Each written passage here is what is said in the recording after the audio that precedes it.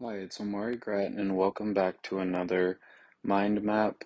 Here we're going to be talking about the differences and relationships between Sadhguru's map, which is the most recent one that I had the opportunity to watch, and also Thich Nhat Hanh on top of mine.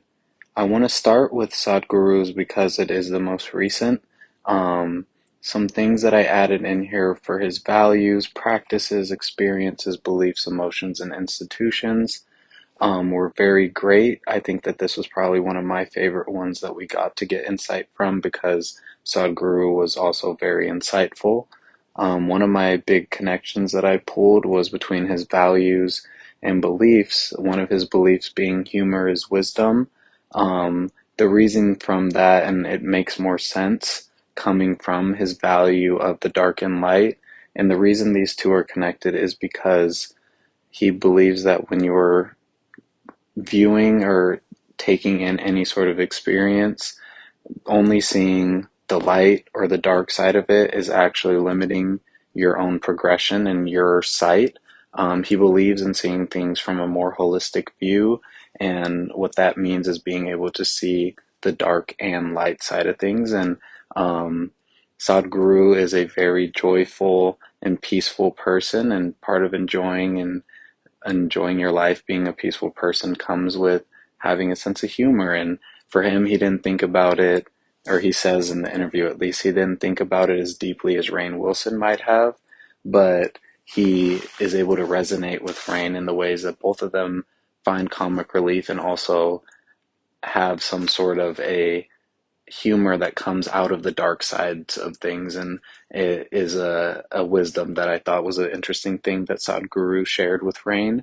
Another one that I thought was pretty interesting was his practices of holistic sight, which kind of ties into that same dark and light ideal and trying to see things from every angle versus only coming into things with one preconceived idea about them. Just being open-mindedness is something that he values, and that holistic sight is a way through his practice that he's able to achieve the emotion and feeling of peace. So I thought that that was really interesting to note because I think those two went hand in hand really, really well. Another practice is that seeking true knowledge ties into his belief that changing ideals is the most effective way to creating an easier change in someone's actions. And I thought that was really powerful because telling somebody something is wrong or right is really a kind of limiting way to try and go about enacting change, because what you think is right can be someone's complete wrong, and what you think is wrong can be someone's most true right that they ever have found in their life. So, seeking true knowledge is part of approaching things with the holistic mind and trying to see everything from every angle. But through seeking true knowledge, you have a firmer grasp on your belief of why you should change these ideals and why change would positively impact if you were to change the course of your actions. Something that was interesting in a way that he was able to do this was through his Project Green Hands, where they planted trees all over the southern part of India. And he notes that bringing the people to understanding their connection personally with the environment was actually what enacted more change in them being willing to planting trees. So he speaks from a this this practice comes and the results have came. So it's something that he's used and pulled to him very well. Next, I wanted to highlight his practice and belief of staying present and alive. The next one is to stay young is one must not draw too many conclusions.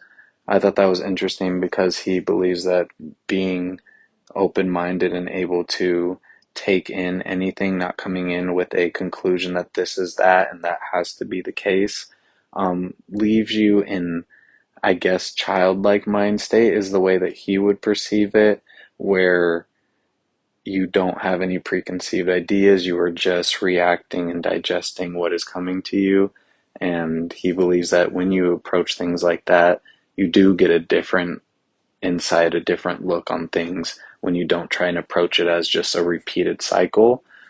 That's just something that he believes is able to keep you present and understanding that just because the situation is similar, it's not completely the same, and there's new ways to approach things and more effective ways from learning from past actions. And I thought that was really interesting from Sadhguru to be able to pull that to some of my own personal mind maps. I found that in Thich Nhat Hanh's, you find similar beliefs with keeping your peace, being present in the moment, and the belief of trying to understand deep listening, relaxation, and seeing things from a more open-mindedness um, viewpoint. I think Sadhguru and Thich Nhat Hanh both explain their reasoning and also practice approaching these type of reasoning in a really similar fashion, but also in different realms because they, through the practices of their respective religions, they have found ways to enact positive change. But their end of the day beliefs and values have a lot of similarities in the facts of being open minded, pushing to find your true peace, and trying to give back through being a humanitarian, through caring about the nature and the joy that life really does bring versus kind of letting all of the hardships of life get in the way. Something that I thought there was a lot of ties to mine came more from my beliefs and just the fact that pushing your personal passions is something that Sadhguru pushes on top of Thich Nhat Hanh. But for me, I believe that it is, if you don't push towards your passion, you won't be able to find that joy that Sadhguru is pushing, and you won't be able to find the peace of mind that Thich Nhat Hanh is preaching in the same sentences.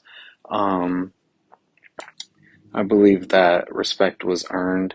That was another thing that I think ties into something that Sadhguru talks about, but when you approach things with a holistic mind, I believe that it actually creates more of a sense of respect because knowing that somebody isn't one-minded and only sees things from one way helps you trust that they have a better grasp on a subject than someone who's only able to speak about something from one point of view and only that point of view only. Um, I think that that's important in a way to building respect and also um, keeping keeping your ideals current. I think that it's also a very important thing to keeping your ideals current. I like the connection that I found between my own map and Sadhguru's.